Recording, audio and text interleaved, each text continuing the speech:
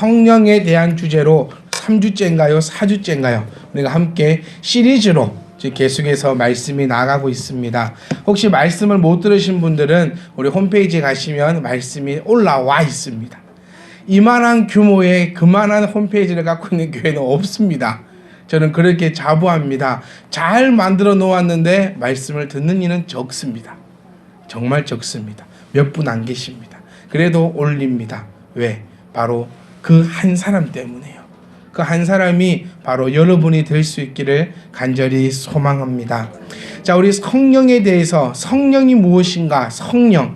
한마디로 정리하자면 이거지요. 성령은 성도가 받는 것이다.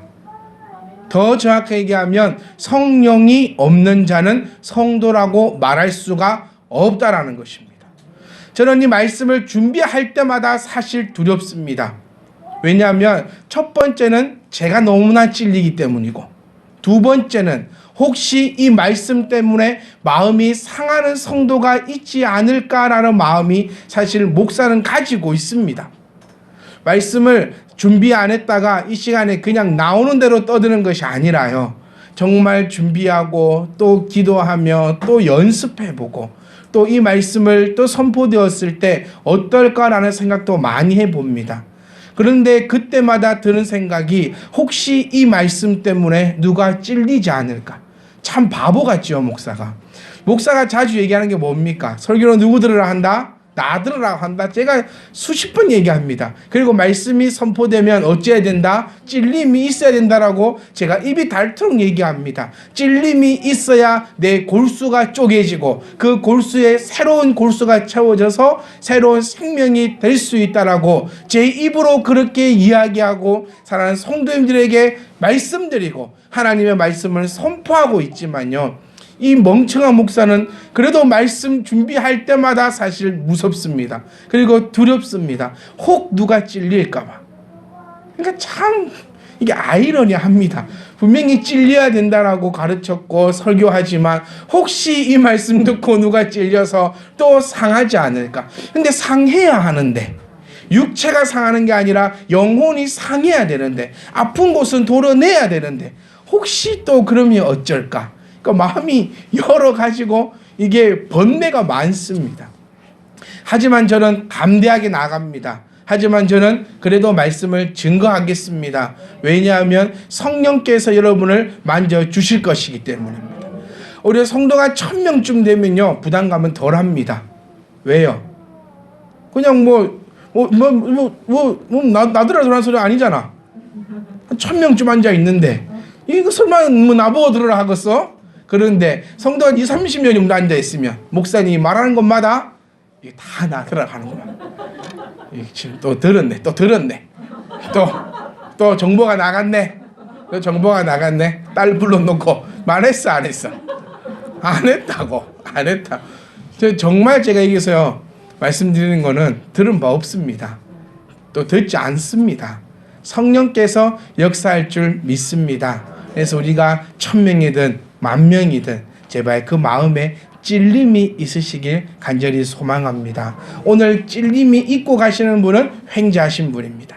1시간, 2시간, 준비까지 3시간 투자해서 내 마음에 찔림이 있다. 이분은 횡재하신 분인데 또 반대로 2시간, 3시간이나 이 준비해서 시간을 소비해서 예배당에 왔는데 아무런 찔림조차 없다.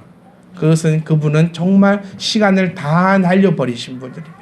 1시간에 최저임금이 얼마지? 5,580원이랍니다.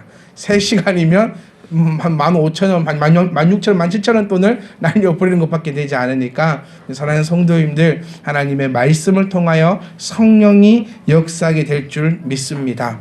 이 말씀부터 찔려야 합니다. 성도는 성령이 있어야 한다. 찔립니다. 저는 마음이 아픕니다. 내가 성도인데 과연 성령으로 함께하고 있는가?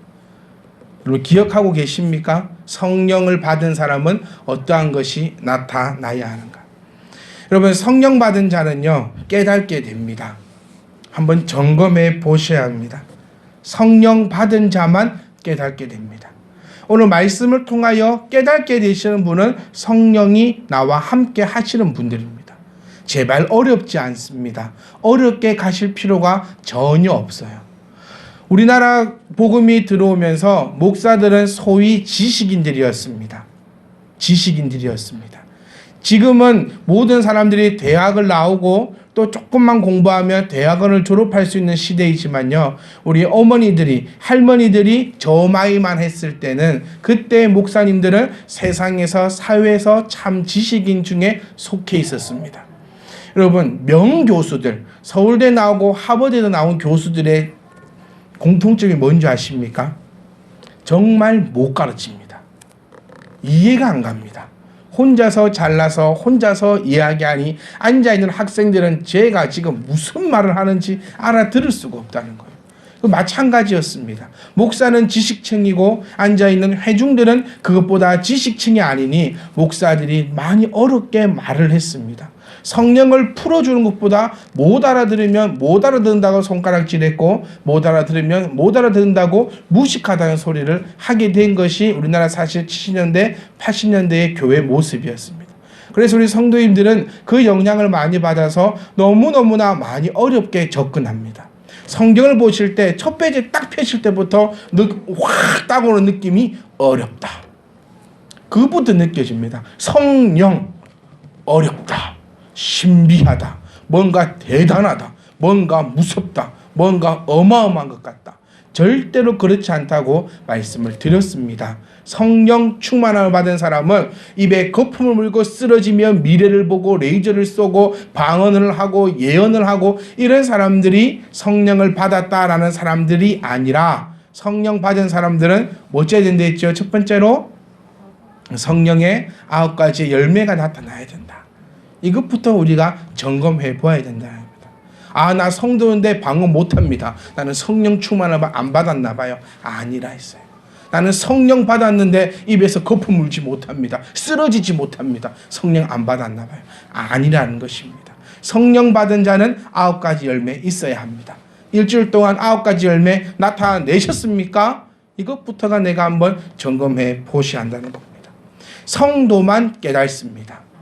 자, 베드로가 이렇게 말합니다. 믿는 자에게는 복음이 참 귀한 것이지만 믿지 않는 자에게는 복음은 참 쓰잘데기 없는 것이다. 다르게 얘기해 보면요, 성령이 충만한 자는 지금 선포대로 말씀이 참 귀한 말씀이지만, 성령이 없는 자, 성령과 함께하지 않는 자는 지금 선포대로 말씀이 한낱 아무 재미없는, 아무 영양가 없는 그런 말에 비하지 않는다는 얘기입니다. 그래서 성령이 있는 자만 깨달을 수 있다는 것입니다. 다르게 말하면 성령을 받은 자만 성도라 불릴 수 있다는 것입니다. 사랑하는 성도 여러분, 성령은 하나님께서 누구에게 주신 선물이다? 성도에게 주시는 선물이라 했습니다. 이 성령이 왜 필요합니까? 근데 왜 필요합니까? 쉽습니다. 성령이 있어야 예배드립니다. 성도가 딱 되었다. 자, 우리 교회 성도가 쫙 되었다. 뭐 드립니까? 일단 기본적으로 컵 2개 드리지요. 그리고 문패도 드리고 달력도 드리고 수건도 다 떨어졌잖아. 펜도 드리고, 빨리 오신 분들은 수건 다 떨어지기 전에는 수건이 나갔는데 수건이 다 떨어졌습니다. 이제 이렇게 우리 교회 성도가 되면 일단 기본 컵 2개 이렇게 가져가시는 것처럼 성도가 하나님의 백성이 되는 그 순간 받는 것이 성령인데 왜 주실까? 이 생각을 좀 하셔야 됩니다. 주는 거 없다. 이게 아니고, 성도가 되면 성령 주시네? 아유, 감사합니다. 이게 아니라 왜 하나님께서 성령을 주실까? 성령을 가지고 있어야만 성도의 일을 할 수 있기 때문입니다. 성령을 가지고 있어야만 예배 시간에 아멘 할 수 있어요. 성령을 가지고 있어야지만 깨달을 수가 있다는 것입니다. 고린도전서 2장 13절 말씀에 우리가 이것을 말하거니와 사람의 지혜가 가르친 말로 아니하고 오직 성령께서 가르치신 것으로 하니 영적인 일은 영적인 것으로 분별한다라고 가르치고 있습니다. 제가 오늘 여러분들에게 말씀드리는 것, 이것도 사람이 세상 것을 가르치는 것이 아니라 성령께서 말하는 줄 믿으시기를 간절히 소망합니다. 여러분, 저에게 배울 거 별로 없습니다. 저 말하는 거 배우고 싶으신가요? 김재동이 한번 찾아보십시오. 기가 막히게 말합니다. 쉬지 않고 계속 떠듭니다. 여러분, 지식을 얻고 싶습니까? 그 뭡니까? 지식인들 나와서 TV에서 얘기하는 그런 거 들으시면 됩니다. 그거는 세상적인 것입니다. 오늘 이 시간에는 성령이 말하기 때문에 성령이 임하지 않은 자는 이 말을 알아들을 수가 없다라는 것입니다. 다르게 얘기해 볼까요? 말씀을 얼마나 많이 들었느냐, 말씀을 얼마나 오랜 시간 동안 들었느냐, 말씀을 누구로부터 들었느냐가 중요한 것이 아닙니다. 큰 교회 다니면요, 성도들이 되게 자부심이 있습니다. 어떤 자부심? 나 이 교회 다닌다는 자부심. 목사님이 누구냐라고 물어봤을 때 우리가 여러분 다 목사님 하면 떠오르는 사람 몇 명 있잖아요. TV에 자주 나오신 분들. 그분들, 우리 목사님이 그분이다라고 얘기하는 것에 대해서 자부심을 가집니다. 엄청나게 가집니다. 그런데 이것이 중요한 것이 아니라는 거예요. 예수님이 이 시간에 여기서 말씀을 증거하신다 하더라도 뭐 하지 못하면, 첫 번째 듣지 못하면, 듣는 것에 뭐가 필요하겠습니까? 성령이 있어야 된다는 거예요. 자, 세상적 지식, 대학에 가서 강의를 들으면요, 강의를 들을 수 있는 사람이 있고 못 듣는 사람이 있습니다. 어떤 사람이 들을 수 있냐면 기초 지식이 있는 사람은 강의가 들립니다. 그래서 중고등학교 공부가 중요하죠. 대학 가면 1 더하기 1 안 가르칩니다. 1 더하기 1은 알고 있다는 전제하에 수업을 하지요. 그런데 못 듣는 사람은요, 지초가 없는 사람은 네가 지금 무슨 말을 하는지 모르기 때문에 졸음만 옵니다. 그리고 딴 생각이 납니다. 세 번째, 집에 가고 싶습니다. 네 번째, 대학생들은 실제로 집에 갑니다. 집에 갑니다. 자, 첫 번째, 안 들리지요. 그러니까 안 들리니까 뭐 한다? 졸음이 옵니다. 그러니까 또 두 번째가 뭐죠? 집에 가고 싶어요. 세 번째는 집에 갑니다. 웃을 게 아닙니다. 똑같습니다, 우리도. 자, 여러분, 오늘 안 들립니까? 설교가 안 들립니까? 안 들리면 잠 와요. 잠이 오죠? 집에 가고 싶어요. 그래서 밥 먹고 집에 가십니다.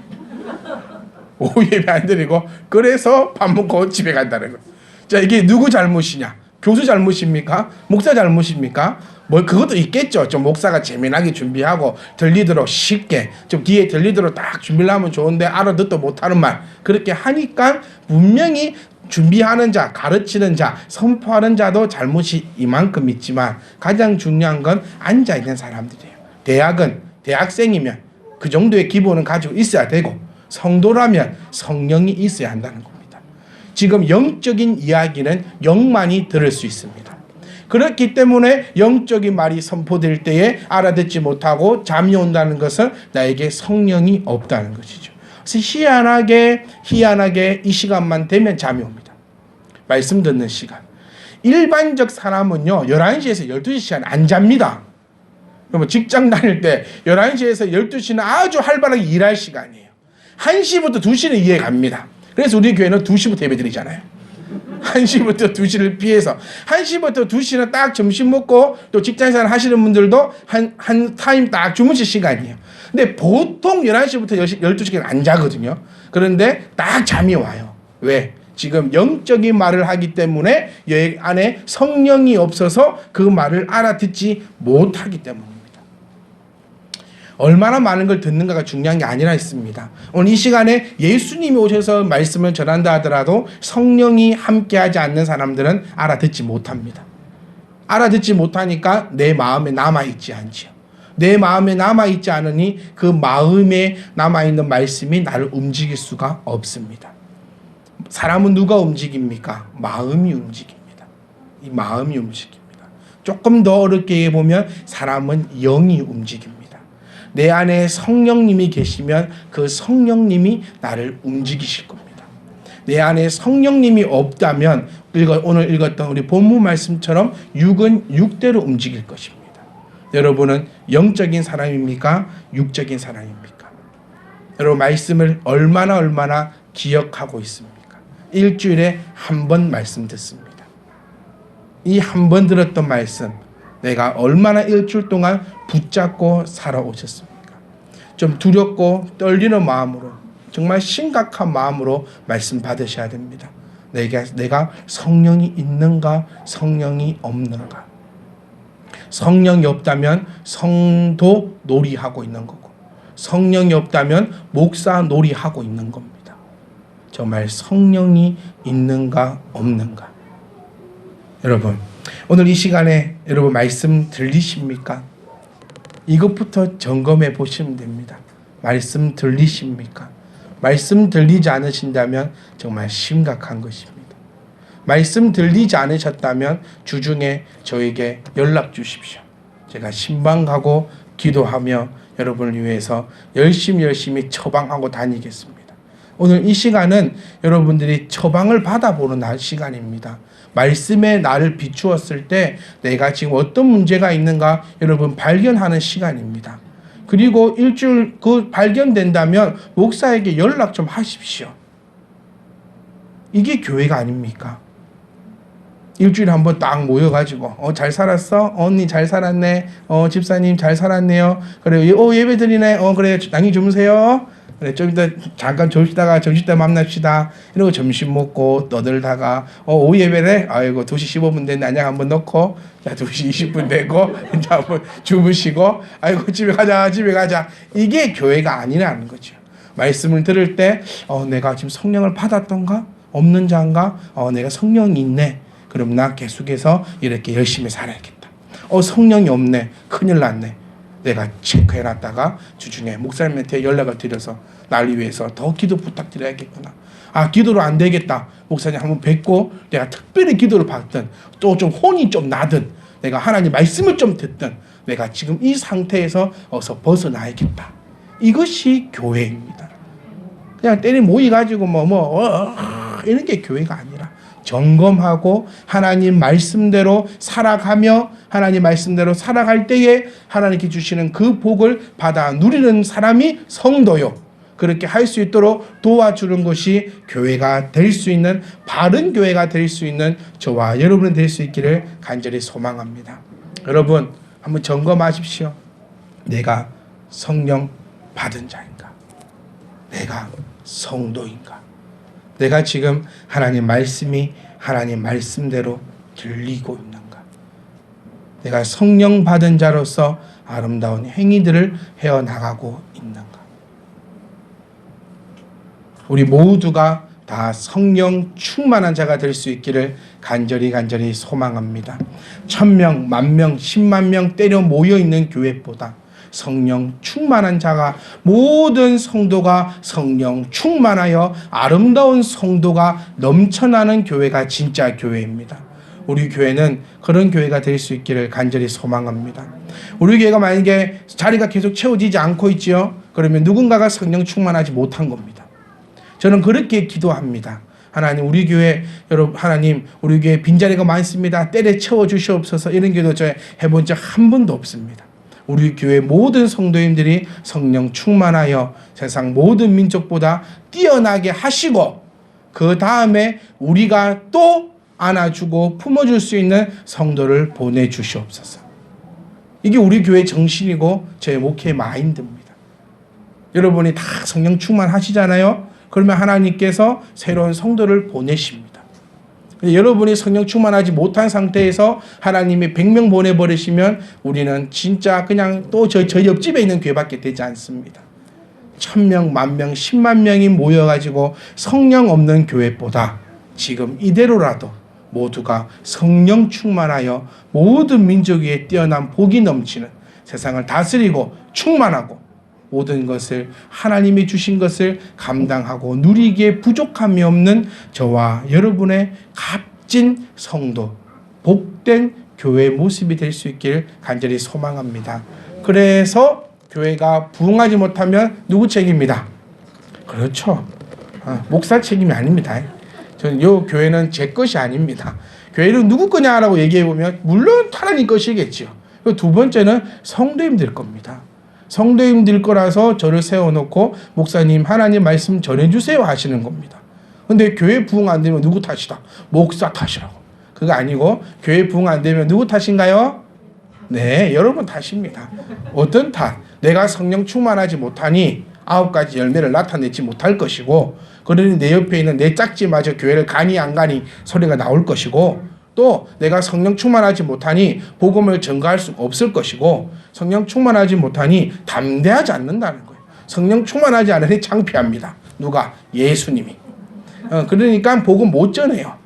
그럼 누구 탓이다 교회가 부흥 안 되는 것은? 그렇죠. 다 아시네요. 다 아시네요. 그러니까 그래 내 탓이에요. 주님 내 탓이에요. 쿨하시면 되지 마시고, 너무 쿨해 우리는. 내 탓이에요. 교회 부흥 안 된 거 내 탓. 내 탓. 주님께서 차비팀원교회 왜 부흥 안 됐냐? 저 때문에요. 제 탓입니다. 쿨한 성도 말고 왜 이럴까? 너무 쿨해요. 여기서 보셔도 누구 탓입니까 하면 전부 다 제 탓입니다 이래야 되는데, 누구 탓입니까? 내 탓이요. 누구 탓입니까? 기도하지 못하고 전도하지 못하고 성령 충만하지 못한 제 탓이네요 이래야 되는데, 웃으시면서 내 탓? 내 탓이요. 좀 이런 데는 쿨하지 마시고, 내가 얼마나 성령 충만하지 못한가, 내가 얼마나 성령 충만하지 못하여 담대하지 못할까. 이번 일주일 동안 살아오시면서 얼마나 무서워졌습니까? 메르스 때문에 무서웠고, 또 이것 때문에 무서웠고, 우리 집 망할까봐 무서웠고, 우리 교회 망할까봐 무서웠고, 저것 때문에 무서웠고, 무서울 거 하나도 없습니다. 왜? 모든 것에 하나님께서 함께 하시고 나에게 담대함을 주실 줄 믿습니다. 자, 이런 성령 충만한 우리들이 주의해야 될 것이 있습니다. 이렇게 성령 충만한 우리들이 주의해야 될 것은 바로 성령을 소멸치 않게 하기에 주의해야 합니다. 우리는 안주하면 안 됩니다. 여기가 좋사오니, 목사님 지금 너무 좋아요, 내 탓이라도 좋아요, 우리 모든 성도들 이름 다 알고요, 네, 집에 숟가락 몇 개 든 것도 알고요, 성도들을 위해서 기도해도 15분이면 목사님 할 수 있는데요, 우리 성도들 위해서 기도합시다 했는데 한 150명 돼봐요. 제 기도는 언제 합니까? 지금이 좋아요. 지금 유아실 꽉 찼어요 목사님, 더 오면 밥 못 먹어요. 누가 그랬거든 저한테. 누가 그랬어? 목사님 지금 딱 유아실 앉아보면 딱 맞다고, 더우면 나가야 되니까 딱 좋다고 얘기해요. 목사님 유아실 꽉 찼어요, 좀 더우면 더워요, 더우면 더워요. 이렇게 안주하지 말고 성령이 충만한 사람들은 계속 걸어갑니다. 계속 걸어갑니다. 계속 걸어갑니다. 아이들 한번 보십시오. 조그만 아이들요, 풀어놓으면요 잘 때까지 뛰다닙니다. 잘 때까지. 왜 그럴까요? 얘들은 담대합니다. 무서움이 없습니다. 왜 담대하죠? 뒤에 아빠하고 엄마가 있거든요. 여차하면 엄마 부르면 됩니다. 여차하면 아빠 부르면 됩니다. 뭐가 두렵습니까? 그럼 우리는 계속해서 달려갈 것입니다. 왜요? 우리 뒤에는, 우리 안에는 성령님이 함께 있거든요. 아무 무서울 거 없이 달려가야 됩니다. 여기서 우리가 주의해야 될 것이 바로 성령을 소멸치 않아야 합니다. 오늘 저는 다 하고 싶습니다. 근데 시간이 다 돼버렸네요. 자, 우리는 이거 한 가지만 기억했으면 좋겠어요. 성령은 소멸됩니다. 우리 기독교가 가장 잘못 가르쳐왔던 것이 바로 선범받은 성령은 소멸치 않는다라고 가르쳐왔습니다. 실질적으로 저도 그렇게 배웠습니다. 제가 처음 전도사 사역을 시작할 때 그 교회에 있던 사모님이 저에게 가르쳤습니다. 뭐라고 가르쳤냐면, 전도사님, 성령 받으라는 말은 잘못된 말입니다. 왜? 성령 충만하라는 말은 맞아요. 왜요? 성령을 한 번 받은 사람은 성령이 절대로 떠나지 않는다. 그렇게 저에게 가르쳤습니다. 근데 저는 그때 아무런 대꾸하지 못했습니다. 왜냐하면 잘 몰랐거든요.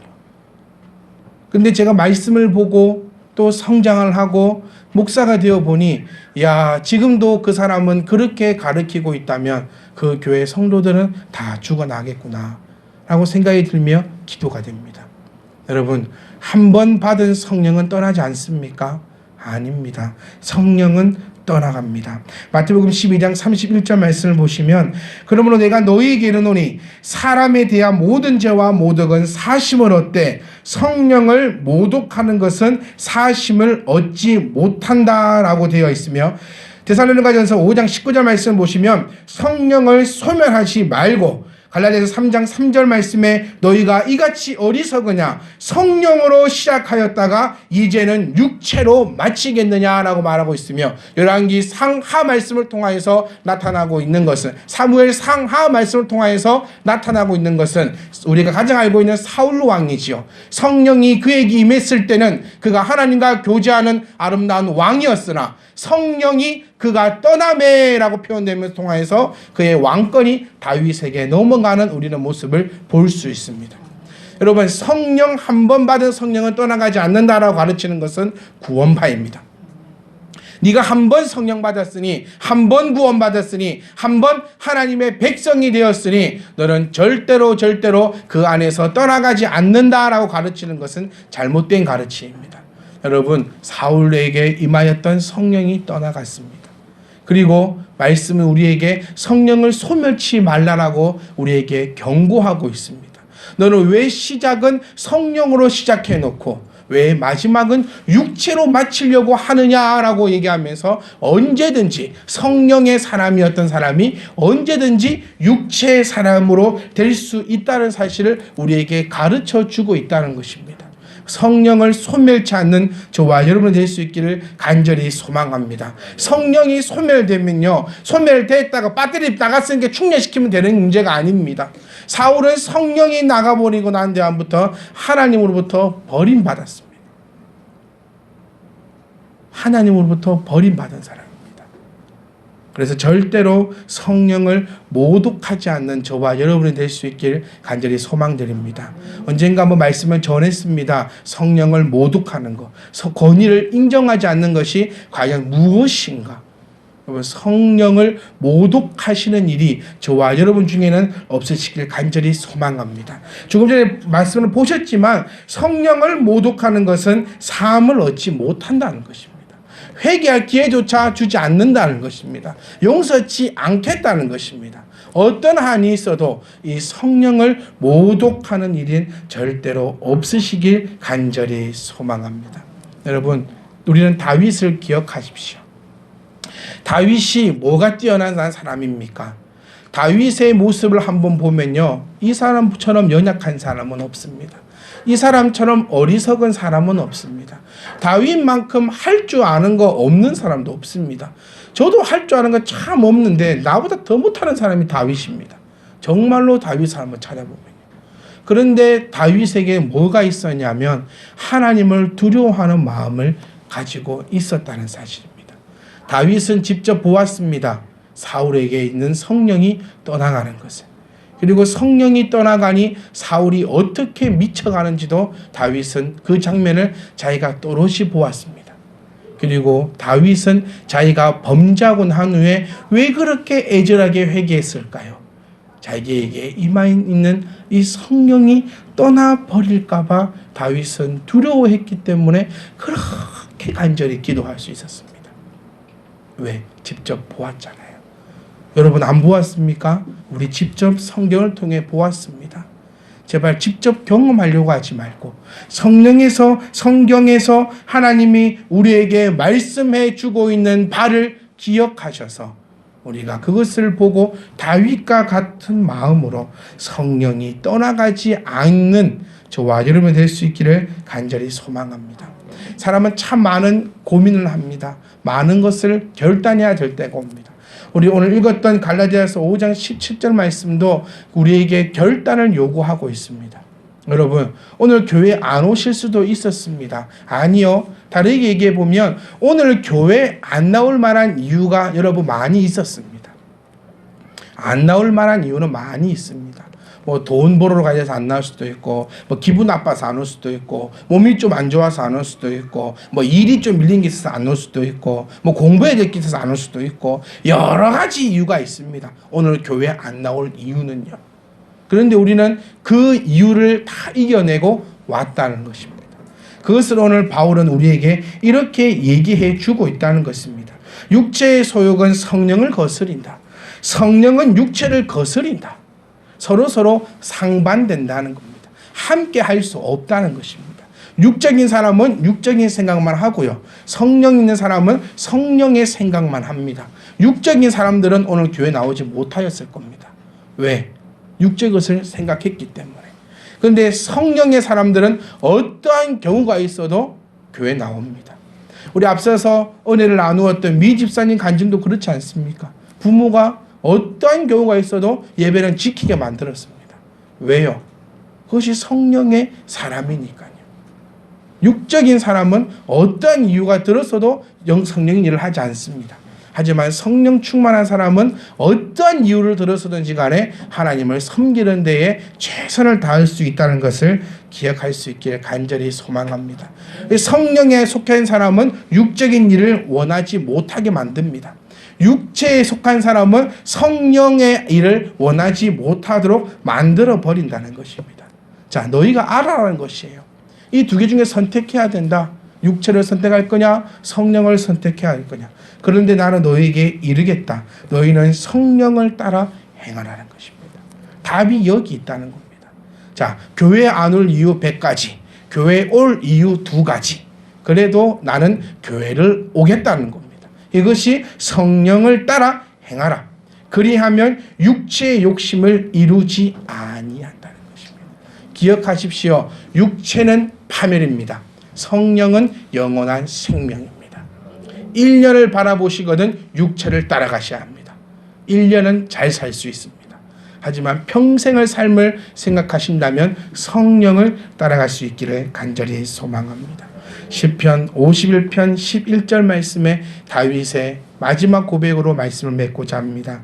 나를 주 앞에서 쫓아내지 마시며 주의 성령을 내게 거두지 마시옵소서.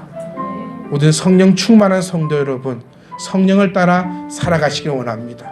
또한 성령 충만한 성도 여러분, 성령의 길로 나아가며 내 자녀를 성령의 길로 가르칠 수 있기를 간절히 소망합니다.